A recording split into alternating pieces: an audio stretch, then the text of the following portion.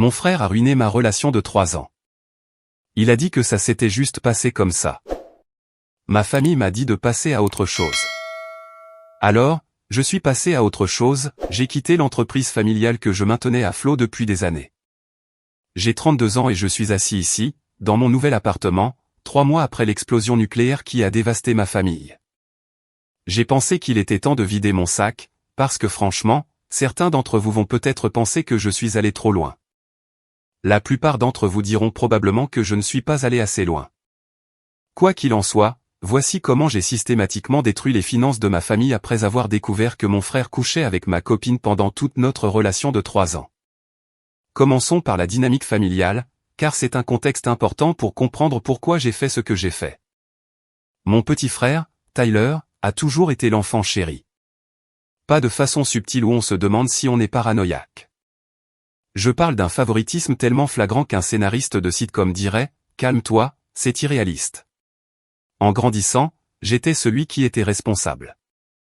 J'obtenais de bonnes notes sans qu'on me le demande, j'aidais à la maison, j'avais un job à temps partiel à 15 ans. Les choses classiques que fait l'aîné et que personne ne remarque ni n'apprécie vraiment. Tyler, en revanche, avait des règles complètement différentes.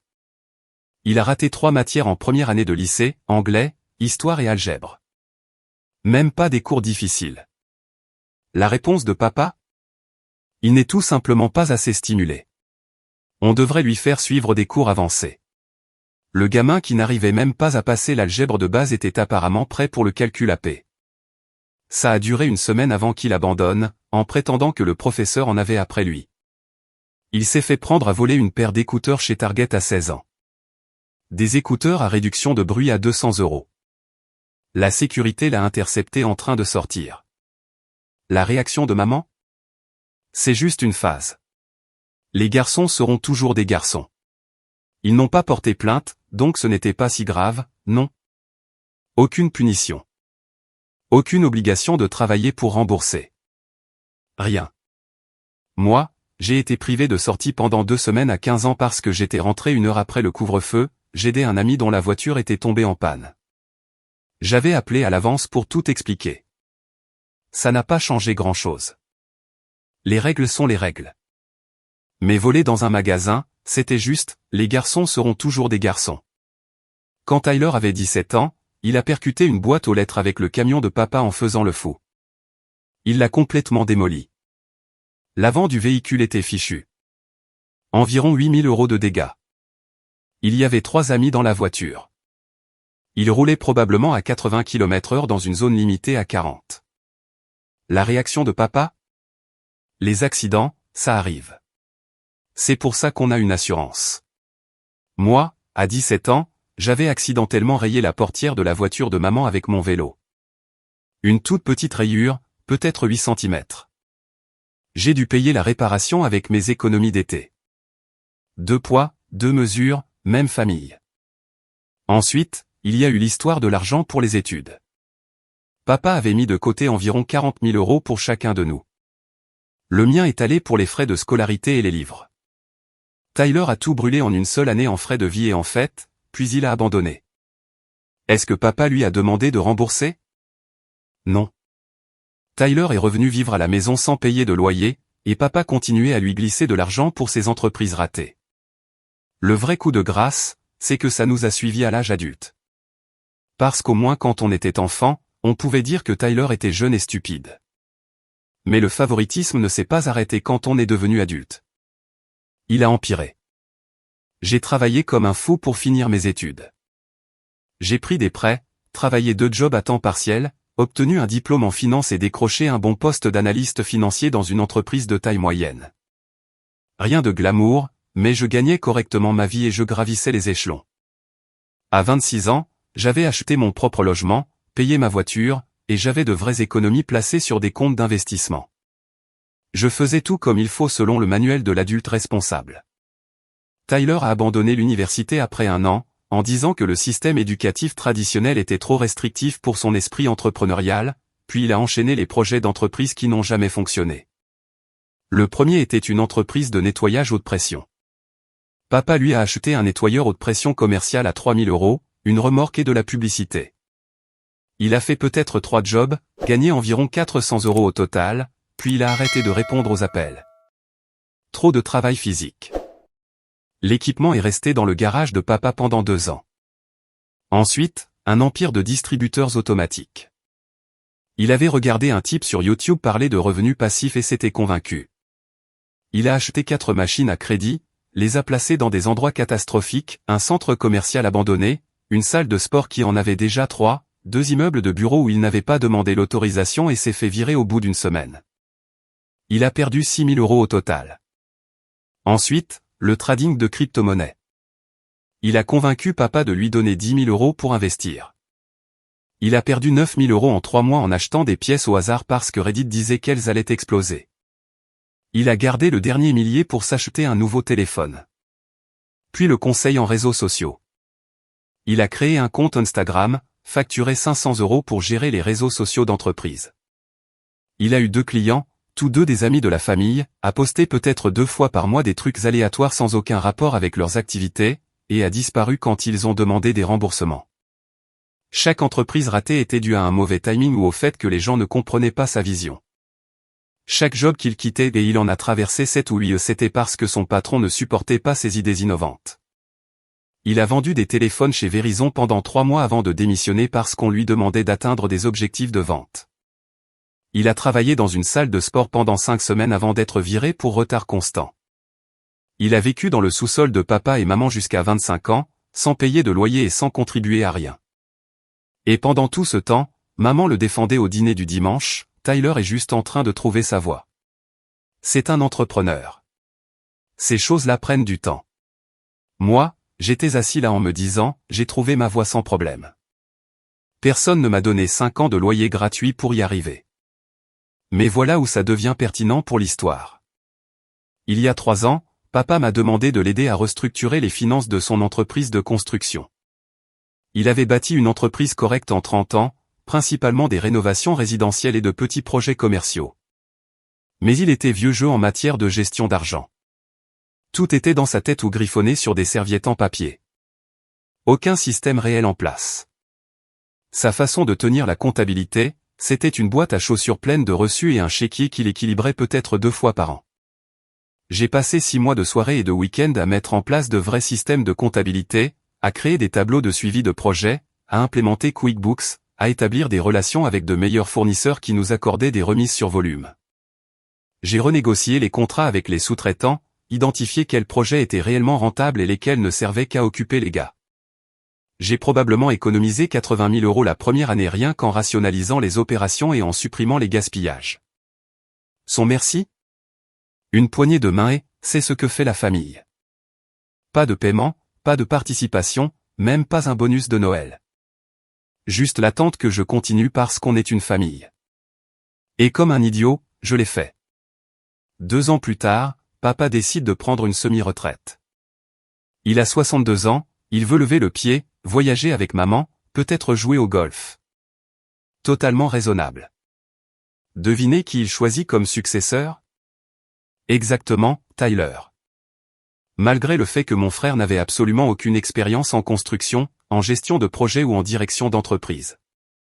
Malgré le fait que j'avais servi gratuitement de directeur financier non rémunéré pendant 3 ans. J'avais géré les finances gratuitement tout ce temps, en faisant économiser des dizaines de milliers d'euros par an à l'entreprise. Mais Tyler a eu le titre officiel, le salaire de 75 000 €, et papa a mis son nom sur la moitié de la propriété de l'entreprise, il lui a simplement donné 50% d'une société qui valait probablement 1,2 million d'euros à l'époque. Quand j'ai fait remarquer que j'avais fait un travail de cadre sans être payé pendant 3 ans, papa a dit, tu as ta propre carrière. Tyler en a plus besoin que toi, non. Parce que c'est comme ça que la transmission d'entreprise doit fonctionner, on la donne à celui qui en a le plus besoin, pas à celui qui est qualifié ou qui a maintenu le navire à flot. Mais j'ai laissé couler parce que je suis un paillasson qui continuait à penser que la famille devait signifier quelque chose. Maintenant, parlons de Rachel, mon ex-copine. Je l'ai rencontrée il y a 4 ans par des amis communs lors d'un barbecue. Elle était drôle, intelligente, elle travaillait comme hygiéniste dentaire, et elle avait ce rire qui pouvait illuminer toute une pièce. On s'est tout de suite bien entendu. On a commencé à sortir sérieusement après quelques mois. Je l'ai présenté à ma famille vers le 3e mois. Avec le recul, c'est probablement à ce moment-là que tout a déraillé. Tyler a sorti le grand jeu immédiatement. C'est sa spécialité, être le type charismatique, drôle, l'âme de la fête, pendant que moi je suis le gars ennuyeux qui parle de tableaux Excel et de comptes de retraite. Je me souviens qu'il m'avait pris à part lors de ce premier dîner en disant « Mec, elle est largement au-dessus de ta catégorie. Comment tu fais pour la garder ?» J'ai ri parce que je pensais qu'il plaisantait. Pauvre idiot que j'étais. Au cours des 3 années suivantes, Rachel s'est vraiment intégrée à ma famille. Elle venait au dîner du dimanche même quand je devais travailler tard. Elle aidait maman pour la cuisine des fêtes, faisait du shopping avec ma tante, participait aux anniversaires de Tyler même quand je ne pouvais pas venir à cause du travail. Je trouvais ça génial, ma copine qui s'entendait bien avec ma famille, l'intégration, l'engagement, tout ce qu'on veut dans une relation sérieuse. Avec le recul, il y avait des signes, de petites choses qui ne collaient pas tout à fait, mais je les expliquais parce que je lui faisais confiance.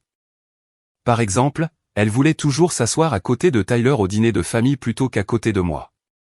Elle disait que c'était parce que je me levais tout le temps pour aider papa, donc elle ne voulait pas se retrouver entre 2 chaises vides.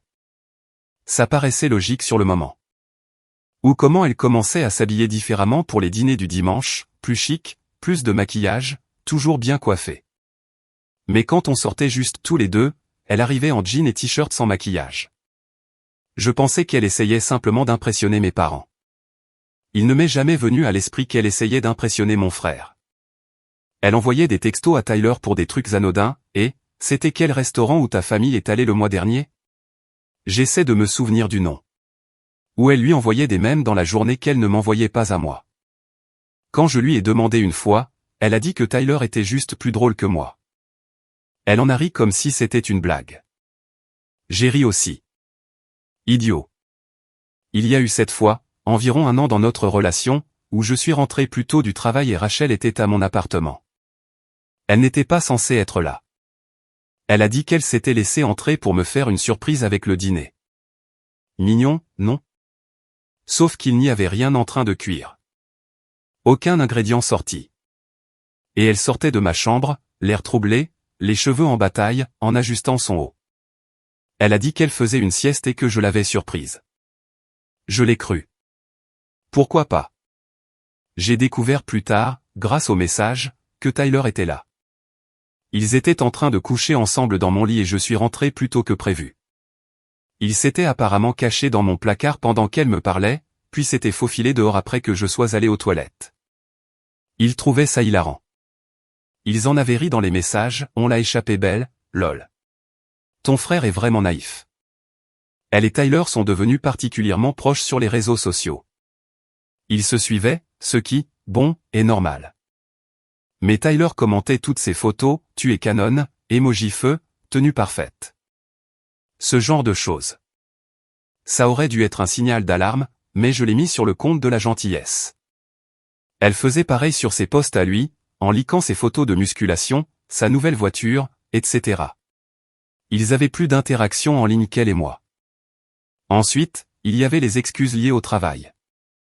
L'emploi du temps de Rachel en tant qu'hygiéniste dentaire était assez régulier, du lundi au vendredi, 8h à 17h, parfois le samedi matin. Mais elle a commencé à faire beaucoup d'heures supplémentaires, ou du moins c'est ce qu'elle me disait. Travailler tard, remplacer des collègues malades, venir le week-end. Je la soutenais parce qu'on économisait pour une maison. Plus d'argent, c'était bien. En réalité, la plupart de ces heures supplémentaires n'existaient pas. Elle était avec Tyler.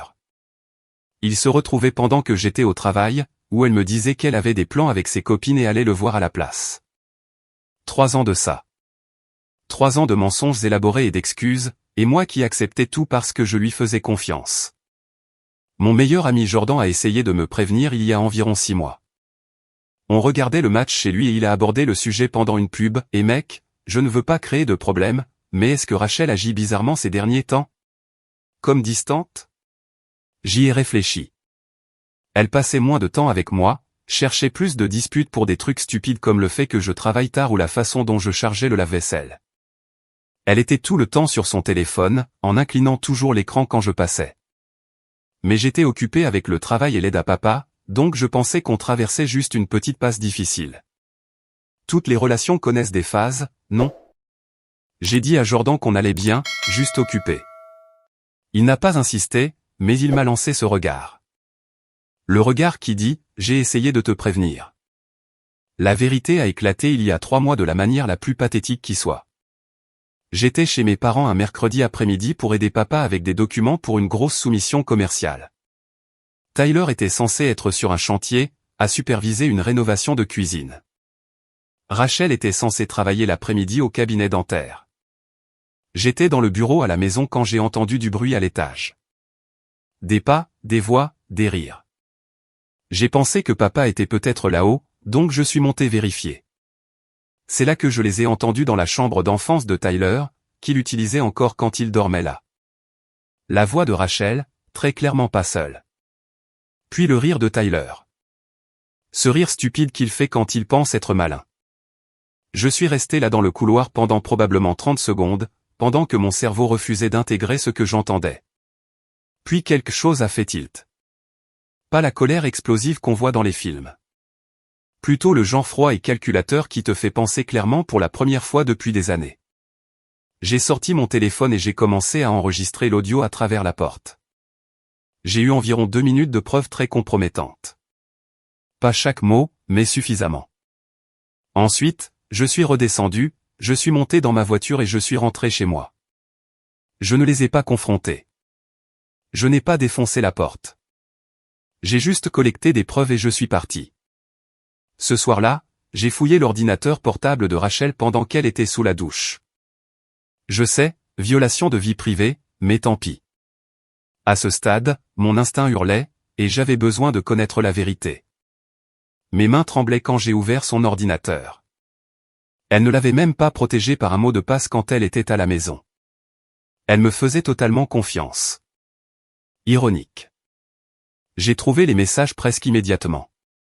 Elle ne faisait même pas d'effort pour les cacher. Juste des textos normaux, pas d'application cachée ni rien. J'ai fait défiler des mois de conversation, puis des années. Mon estomac s'est noué en voyant les dates reculer. Au-delà de notre anniversaire, au-delà de Noël, au-delà des vacances qu'on avait prises sur la côte, presque jusqu'au début de notre relation. Les messages étaient dégoûtants.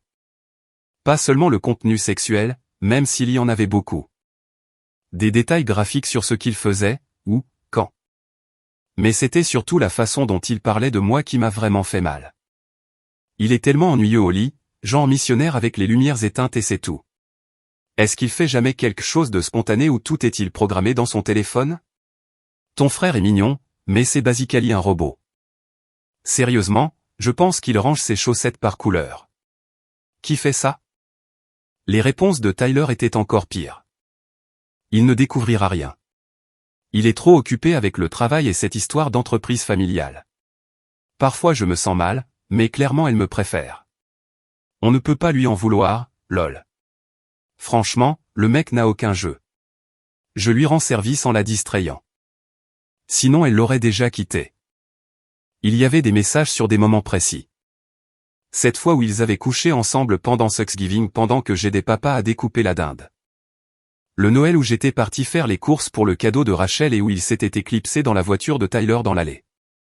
Ma fête d'anniversaire l'année dernière, quand je pensais que Rachel et Tyler avaient disparu pour aller chercher plus de glace et de boissons. Ils étaient ensemble dans le garage. Les messages parlaient des rassemblements familiaux comme s'ils étaient une couverture pour leur aventure. Les dîners du dimanche étaient parfaits parce que j'étais toujours distrait à aider papa ou à discuter avec les oncles. Les fêtes de fin d'année leur permettaient de disparaître 20 minutes sans que personne ne remarque. Mon appartement était leur endroit préféré parce que je travaillais à des horaires prévisibles et qu'ils savaient exactement quand c'était sans risque. J'ai découvert qu'ils l'avaient fait dans mon lit au moins une 12aine de fois. Dans ma voiture 2 fois quand Rachel l'avait emprunté. Une fois dans la salle de bain des invités chez mes parents pendant un barbecue familial, pendant que j'étais dehors en train de griller. Il y avait des « on l'a échappé belle » documentés. Des fois où j'avais failli les surprendre. Des fois où ils pensaient que j'étais soupçonneux. Mais chaque fois, Tyler devenait extra sympathique avec moi et Rachel devenait extra affectueuse pendant quelques jours, et j'abandonnais. Ils parlaient de moi comme si j'étais un jeu à jouer. Un puzzle à contourner. La chronologie était accablante. Le premier message flirt datait d'environ 2 mois après que Rachel et moi ayons commencé à sortir ensemble. Juste des tests, ton frère a de la chance de t'avoir, semblait assez innocent jusqu'à ce qu'on voit la réponse de Tyler, il a de la chance de l'avoir. Peut-être que je devrais avoir de la chance aussi. La première vraie rencontre avait eu lieu 3 mois plus tard, dans l'appartement de Tyler. Rachel m'avait dit qu'elle passait une soirée entre filles. J'ai pris des captures d'écran de tout. Des centaines de messages sur 3 ans. Je les ai sauvegardés sur 3 services cloud différents, téléchargés sur une clé USB, et j'ai fait en sorte d'avoir des copies impossibles à supprimer, même si Rachel découvrait ce que j'avais fait. Ensuite, je suis allé plus loin, j'ai vérifié ses relevés téléphoniques en ligne. On était sur un forfait famille, donc j'avais accès. J'ai vu des milliers de textos et d'appels entre elle et Tyler. Des appels tard le soir pendant que je dormais, des textos pendant mes heures de travail, des appels depuis des parkings et des endroits aléatoires. Puis j'ai fait quelque chose qui m'a surpris moi-même, je n'ai pas confronté Rachel. J'ai continué à agir normalement. Je l'ai emmenée dîner ce week-end-là. J'étais agréable et normal. J'ai même couché avec elle, tout en planifiant ma stratégie de sortie. 2 semaines plus tard, j'avais tout arrangé. Nouvel appartement loué et prêt. Déménageur programmé, compte bancaire séparé. J'ai même changé tous mes mots de passe et questions de sécurité. Puis j'ai organisé le dîner de famille. J'ai dit à maman que je voulais organiser un dîner du dimanche chez moi pour changer. Elle était ravie. Elle pensait que je devenais enfin sérieux avec la famille. J'ai invité tout le monde, maman, papa, Tyler, tante Linda, oncle Frank, même mon cousin avec qui je parlais à peine. Rachel, bien sûr, a dit qu'elle serait ravie de venir. Le soir du dîner, j'ai tout préparé avec soin. J'ai commandé un traiteur pour que personne ne puisse dire que je n'avais pas fait d'effort. Boissons prêtes, musique, tout le tralala. Tout le monde est arrivé de bonne humeur. Tyler a apporté des boissons artisanales. Rachel a apporté un dessert. Tout le monde agissait comme si on formait une grande famille heureuse. On est passé par les amuse-bouches et les discussions légères. Puis, juste au moment où on s'asseyait pour manger, je me suis levé avec mon verre comme si j'allais porter un toast. Je veux remercier tout le monde d'être venu ce soir. Il y a quelque chose que je dois partager avec la famille. Maman a souri, pensant probablement que j'allais demander Rachel en mariage ou annoncer une promotion. Tyler avait l'air modérément intéressé. Rachel avait l'air confuse. J'ai appris quelque chose d'important ces dernières semaines. La famille est censée signifier quelque chose. La confiance est censée signifier quelque chose. Mais apparemment, j'opérais avec des définitions différentes du reste d'entre vous. La pièce est devenue silencieuse. Papa a posé sa fourchette. 3 ans. C'est la durée pendant laquelle mon frère et ma copine couchent ensemble. 3 ans de dîner de famille où vous étiez tous assis là, probablement au courant, ou du moins vous suspectiez. Et personne n'a rien dit. Le visage de Rachel est devenu blanc. Celui de Tyler est devenu rouge. Maman a littéralement retenu son souffle. J'ai sorti mon téléphone et j'ai commencé à jouer l'audio que j'avais enregistré. Juste 30 secondes. Assez pour que tout le monde entende exactement ce que j'avais entendu dans ce couloir. Puis j'ai affiché les captures d'écran sur ma télévision. Des messages datés. 3 ans de preuves. J'ai laissé tout le monde bien regarder. Tyler a essayé de parler en premier, mec, je peux expliquer. Ça s'est juste passé comme ça. On ne voulait pas. Garde ça. Les choses ne se passent juste comme ça pendant 3 ans. Ça demande de la planification, de la coordination. Me mentir en face à chaque rassemblement familial pendant que tu baisais ma copine. Rachel pleurait, je suis vraiment désolé. Je ne voulais jamais te faire de mal. J'allais te le dire. Je le jure. Je ne savais juste pas comment. Tu as eu 3 ans pour trouver comment. Tu as choisi de ne pas le faire. Ça s'appelle une décision, pas une erreur. La pièce était morte de silence. Tout le monde fixait son assiette, moi, ou les autres. Personne ne me défendait. Personne n'avait l'air en colère pour moi. Juste un silence gênant. Finalement, papa a pris la parole, c'est évidemment une situation difficile, mais on est une famille. On doit traverser ça calmement. Se mettre en colère n'aidera personne. J'ai ri. Vraiment ri. Traverser ça calmement? Tu veux que je traverse calmement 3 ans de trahison? Qu'est-ce que tu veux qu'on fasse? A demandé maman. Tyler a fait une erreur. Rachel a fait une erreur. Mais détruire la famille pour ça semble extrême. Voilà. C'était la réponse que j'attendais, mais que je n'arrivais toujours pas à croire. Ne crée pas de drame. Garde la paix. Protège Tyler parce que c'est ce qu'on a toujours fait. Je ne détruis rien. Je suis juste fini d'être le paillasson de la famille. Fini d'être celui qui est responsable et qui sacrifie pendant que Tyler reçoit tout et tout gâche. Fini de faire semblant que la famille signifie un soutien inconditionnel alors que c'est vraiment conditionnel selon à quel point je suis utile. Tyler s'est levé, tu es dramatique. Ouais, on a merdé. Mais tu vas jeter toute ta famille pour ça? Regarde-moi faire. Je suis allé à la porte et je l'ai ouverte. Tout le monde dehors maintenant. Le dîner est terminé. Personne n'a bougé au début. Puis Rachel a commencé à ramasser ses affaires, en pleurant toujours. Tyler avait l'air de vouloir argumenter, mais maman l'a pris par le bras. Ils sont sortis un par un. Papa a essayé de dire quelque chose en passant, mais j'ai juste secoué la tête. Après leur départ, je suis resté assis dans mon appartement entouré de nourriture de traiteur que personne n'avait mangé, et je n'ai rien ressenti. Ni colère, ni tristesse. Juste de la clarté. Le lendemain, j'ai envoyé un email à papa. Formel, professionnel. Avec effet immédiat, je démissionnais de toute implication dans l'entreprise familiale. Tous les systèmes que j'avais mis en place, toutes les relations avec les fournisseurs, tout le suivi financier, terminé. J'enverrai la documentation sur le fonctionnement de tout, mais je ne fournirai aucun soutien continu. Sa réponse est arrivée 2 heures plus tard, c'est puéril. Tu fais du mal à l'entreprise pour te venger de Tyler. Réfléchis à ce que tu fais.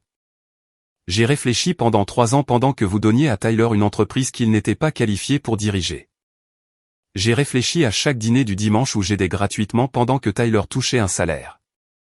J'ai réfléchi amplement. C'est moi qui arrête de réfléchir maintenant. L'entreprise s'est effondrée plus vite que je ne l'avais imaginé. Il s'est avéré que le style de management de Tyler arrivait en retard, ignorait les problèmes et espérait que tout s'arrange tout seul ou ne s'adapte pas bien à l'échelle. Le premier gros désastre a été le projet Henderson. Une grosse rénovation de cuisine pour un client régulier. Ça aurait dû être simple, budget de 8 000 €, délai de 2 semaines. Tyler était censé superviser. Il s'est montré sur le chantier exactement 2 fois. Il n'a pas commandé les matériaux avant que l'équipe soit déjà là à attendre. Il a commandé les mauvais placards, a dû recommencer, ce qui a pris 1 semaine de plus. Il a embauché un plombier qui a fait un travail tellement bâclé qu'ils ont dû tout arracher et recommencer. Un projet qui aurait dû prendre 2 semaines s'est étalé sur 6. Le client a refusé de payer le montant total et a menacé de poursuivre en justice. Papa a dû avaler une perte de 3 000 € juste pour garder la relation. Ensuite, il y a eu le chantier commercial Morrison. Un petit aménagement de bureau, contrat de 20 000 €. Tyler l'a soumissionné sans calculer réellement les coûts des matériaux ni les heures de main-d'œuvre. Il a juste lancé un chiffre qui sonnait bien. Il s'est avéré que son chiffre était environ 30% trop bas. Ils ont perdu 8 000 € sur ce job.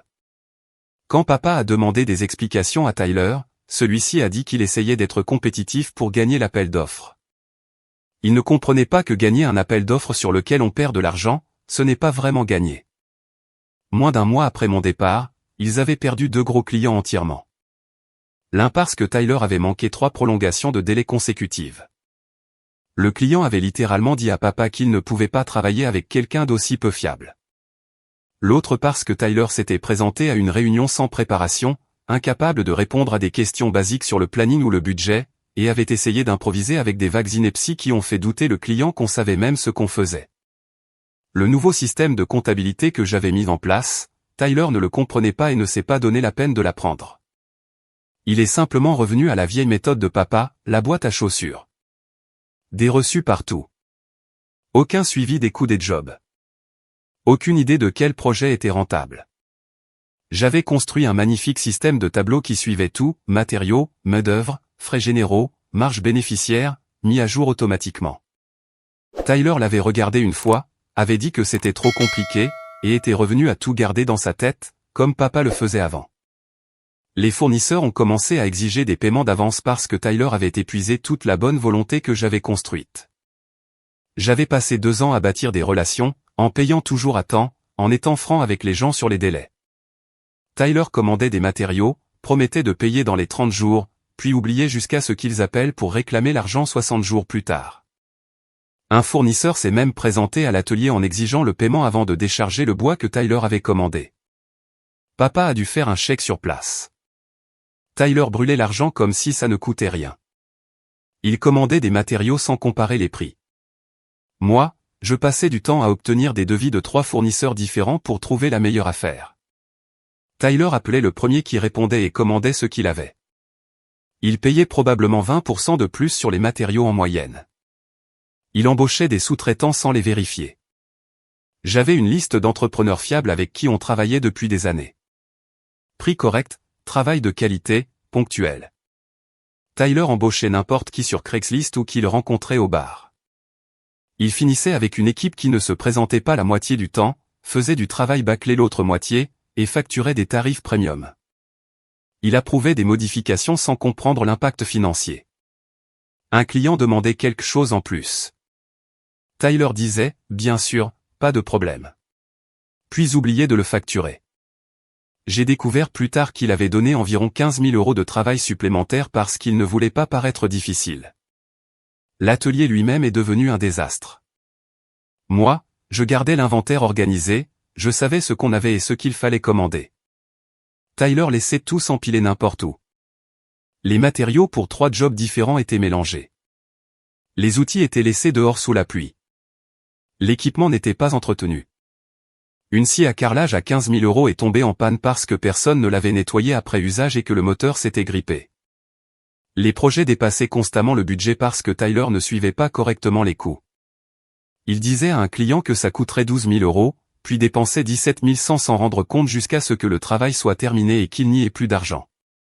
Aucune planification de contingence, aucun tampon pour les problèmes, juste un optimisme aveugle que tout finirait par s'arranger. Papa a dû sortir de sa semi-retraite juste pour empêcher que tout ne s'effondre complètement.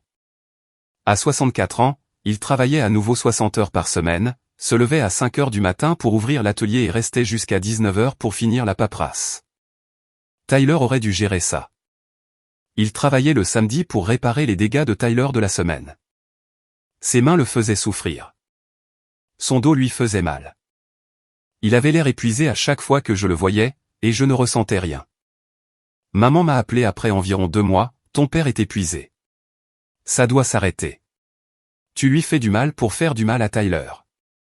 Je ne fais de mal à personne. Je ne l'aide simplement plus. Il y a une différence. Si l'entreprise ne peut pas fonctionner sans que je fournisse du travail gratuit, ce n'est pas mon problème. C'est un problème de modèle économique. La famille est censée s'entraider. La famille est aussi censée ne pas se trahir. Drôle comme tu t'inquiètes maintenant que je t'aide, mais tu ne t'inquiétais pas pour 3 ans de trahison. Elle m'a raccroché au nez. Vers le 3e mois, j'ai reçu un appel de Tyler. La première fois qu'on se parlait depuis le dîner. Il était désespéré. Mec, je sais que j'ai merdé. Je sais que j'ai tout foutu en l'air, mais est-ce qu'on peut juste mettre ça de côté et que tu aides papa? L'entreprise est en train de couler. Tu me demandes de mettre de côté 3 ans de trahison pour que je sauve une entreprise qui t'a été donnée gratuitement. L'entreprise que tu es en train de couler parce que tu n'as aucune idée de ce que tu fais. Je vais me retirer. Je vais quitter l'entreprise complètement. S'il te plaît, aide papa. Ce n'est plus mon problème. Tu voulais l'entreprise. Tu l'as eue. Débrouille-toi. Tu détruis l'héritage de papa pour une fille. Je te regarde le détruire par incompétence. Je ne nettoie simplement plus tes dégâts. Grande différence. Il m'a traité de tous les noms et a raccroché. Il a bloqué mon numéro. Peu importe. Au cours des semaines suivantes, j'ai systématiquement reconstruit ce que je pouvais de ma propre vie. Je faisais déjà un peu de travail de conseil à côté depuis un moment, en aidant de petites entreprises avec la planification financière et les opérations. Quelques heures par-ci par-là, surtout pour des amis d'amis. Mais j'avais un talent pour ça. Je pouvais regarder les livres d'une entreprise et voir exactement où elle perdait de l'argent, où elle pouvait réduire les coûts, où elle pouvait s'optimiser. J'en ai fait mon activité à plein temps. J'ai créé une LLC en bonne et due forme, j'ai construit un site web, j'ai contacté mon réseau. Il s'est avéré que beaucoup de gens avaient besoin d'aide et étaient prêts à payer pour ça.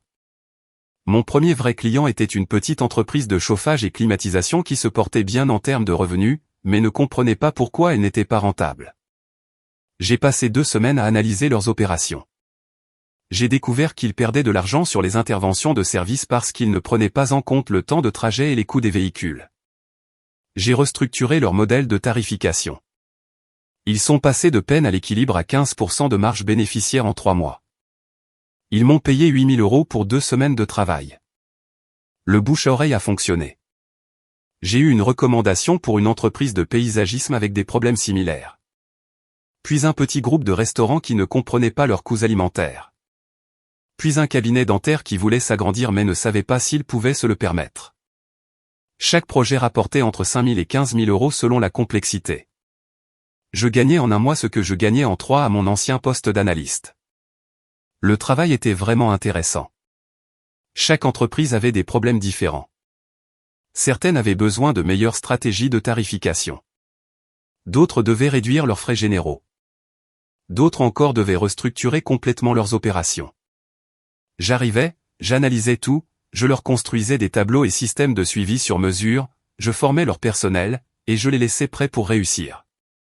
En 6 mois, j'avais 6 clients réguliers en contrat de retenue, avec des honoraires mensuels allant de 2 000 à 5 000 € chacun, plus des projets qui arrivaient régulièrement.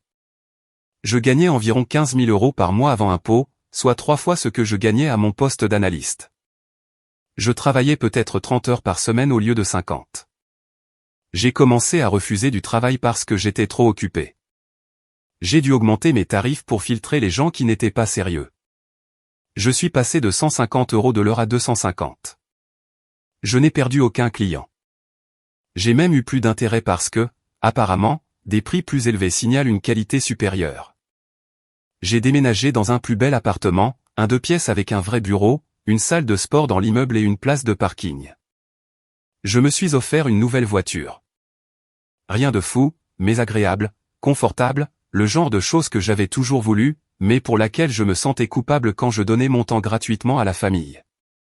Pendant ce temps, l'entreprise de construction familiale continuait sa spirale mortelle. Il perdait de l'argent à gros flots. Des projets qui auraient dû prendre 4 semaines en prenaient 8. Les clients demandaient des remboursements. Les sous-traitants refusaient de travailler pour eux. Papa courait partout pour éteindre les incendies pendant que Tyler accusait tout le monde sauf lui-même. Environ 4 mois plus tard, papa m'a appelé directement. Pas maman comme intermédiaire. Lui-même. J'ai besoin de ton aide. Pas pour Tyler. Pour moi. J'ai construit cette entreprise à partir de rien. Je ne peux pas la voir mourir. Tu l'as confiée à quelqu'un qui est en train de la tuer. C'était ton choix. J'ai fait une erreur. Je le vois maintenant. Mais s'il te plaît, aide-moi à sauver ce que j'ai construit. Et voilà. La reconnaissance que j'attendais. Une partie de moi voulait dire non. Laisser brûler. Les regarder se débrouiller. Mais je ne suis pas fait comme ça. Malgré tout, je ne voulais pas vraiment voir papa perdre l'œuvre de sa vie. Je voulais juste qu'il voie ce que Tyler était vraiment. Je vais aider, mais j'ai des conditions. Tout ce que tu veux. Premièrement, je ne fais pas ça gratuitement. Tu veux que je sauve l'entreprise? Tu me paies au tarif de consultant, 200 € de l'heure, minimum 20 heures par semaine. Deuxièmement, Tyler n'a aucun pouvoir de décision pendant que je travaille. Il peut venir, il peut apprendre, mais il ne peut pas annuler ce que je fais.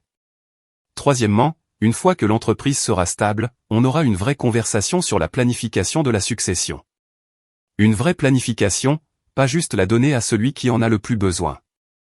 Papa a accepté tout, probablement parce qu'il était désespéré, probablement parce qu'il savait que j'étais sa seule option. Je suis revenu, mais pas comme travailleur familial gratuit. Comme consultant payé, avec un contrat et tout par écrit. Je travaillais exactement 20 heures par semaine, je comptais chaque minute, et je ne faisais rien au-delà de ce qui était contracté. La première chose que j'ai faite a été d'évaluer les dégâts. C'était pire que ce que je pensais. Ils étaient à environ 90 000 € dans le rouge. Les fournisseurs ne leur accordaient plus de crédit. 3 projets étaient tellement en retard qu'ils risquaient des poursuites pour rupture de contrat. Les comptes étaient un désastre. Tyler mélangeait dépenses personnelles et professionnelles, se payait quand il en avait envie, achetait des trucs pour son appartement avec les cartes de l'entreprise. J'ai passé le premier mois à simplement arrêter l'hémorragie. J'ai contacté les fournisseurs avec qui j'avais encore des relations, expliqué la situation honnêtement et négocié de nouvelles conditions. Pas aussi bonnes qu'avant, mais mieux que le paiement d'avance. J'ai recouvré des factures impayées, mis en place un vrai système de comptabilité que même papa pouvait suivre. Mais voilà le truc, je n'ai fait que exactement ce qui était prévu dans le contrat. Je n'ai pas fait plus. Je n'ai pas travaillé le soir ni le week-end. Je n'ai pas ramené de nouveaux clients ni poursuivi de gros projets. J'ai fait mes 20 heures par semaine, je les ai bien faites, et je suis retourné à mon propre cabinet de conseil qui prospérait. L'entreprise s'est stabilisée mais n'a pas grandi. Elle ne perdait plus d'argent à gros flots, mais elle ne faisait plus non plus les profits d'avant. C'était viable pour garder les lumières allumées, mais pas pour les plans de retraite de papa. Environ 5 mois après cet arrangement, maman m'a appelé à nouveau. Ton père est épuisé. Il a 64 ans et il travaille 60 heures par semaine pour maintenir cette entreprise à flot. Ça doit s'arrêter. Je suis d'accord. Il devrait vendre l'entreprise et prendre sa retraite. Il a construit cette entreprise à partir de rien. C'est son héritage. Alors il aurait dû y penser avant de la confier à quelqu'un qui n'avait aucune idée de ce qu'il faisait. Qu'est-ce que tu veux de moi, maman? Je veux que tu reviennes, que tu diriges l'entreprise correctement, et que tu aides ton père à prendre sa retraite avec dignité. À quel prix? Je dois juste oublier que Tyler a passé 3 ans à coucher avec ma copine? Je dois faire comme si c'était normal que vous ayez tous su ou du moins suspecté et que vous n'ayez rien dit. Que votre première réaction ait été de me dire de ne pas créer de drame. On ne savait pas, a-t-elle insisté. Rachel passait tous les dimanches chez vous. Tyler était là tous les dimanches. Vous pensez qu'ils étaient juste de très bons amis? Vous avez tous vu ce que vous vouliez voir parce que c'était plus facile que d'affronter la réalité. Ce n'est pas juste. Juste? Tu veux parler de juste? Où était la justice quand j'ai passé 3 ans à aider papa gratuitement? Où était la justice quand Tyler a reçu une entreprise pour laquelle il n'était pas qualifié? Où était la justice quand vous m'avez dit de laisser tomber après que j'ai découvert que j'avais été trompé pendant 3 ans?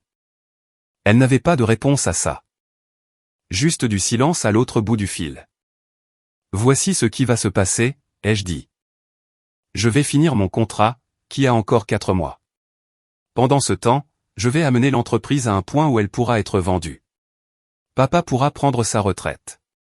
Vous pourrez réduire votre train de vie et Tyler pourra trouver sa propre voie professionnelle. Après ça, je suis fini. Plus de dîners de famille, plus de fêtes, plus de faire semblant qu'on est une grande famille heureuse. Tu es cruel. Non, je suis honnête. Pour la première fois de ma vie, je me mets en premier au lieu de me sacrifier pour une famille qui ne l'apprécie pas. Tu devrais essayer un jour. J'ai raccroché avant qu'elle puisse répondre. Quant à ma famille, aux dernières nouvelles que j'ai eues par Jordan, qui suit via des amis communs, les choses ne vont pas bien. Papa et maman ont vendu leur maison et sont passés à un condo plus petit. L'argent de la retraite file plus vite que prévu parce qu'ils aident Tyler à payer son loyer. Oui, ils aident Tyler à payer son loyer. Il s'avère que quand on perd son job pépère parce que l'entreprise est vendue et qu'on n'a aucune compétence réelle ni d'expérience professionnelle, trouver du travail est difficile. Qui l'eût cru? Rachel a essayé de me contacter il y a quelques mois. Un long texto sur le fait qu'elle travaillait sur elle-même, qu'elle avait réalisé ce qu'elle avait mal fait, et qu'elle voulait s'excuser correctement. Je l'ai lu, je n'ai rien ressenti du tout, et je l'ai supprimé sans répondre. Elle a envoyé un autre message une semaine plus tard pour demander si on pouvait au moins parler. J'ai bloqué son numéro. Le texto de Tyler était encore meilleur. Il est arrivé il y a environ un mois, j'espère que tu es content maintenant. Tu as détruit l'entreprise de notre famille juste pour te venger. J'ai même répondu à celui-là, je n'ai rien détruit. J'ai sauvé ce que je pouvais de ton incompétence.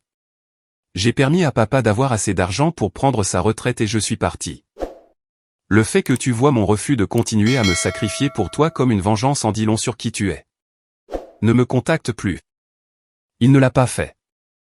Si vous avez aimé cette vidéo, merci d'appuyer sur le bouton d'abonnement. Ça aide vraiment la chaîne et ça nous permet de vous apporter plus et de meilleures histoires. Merci.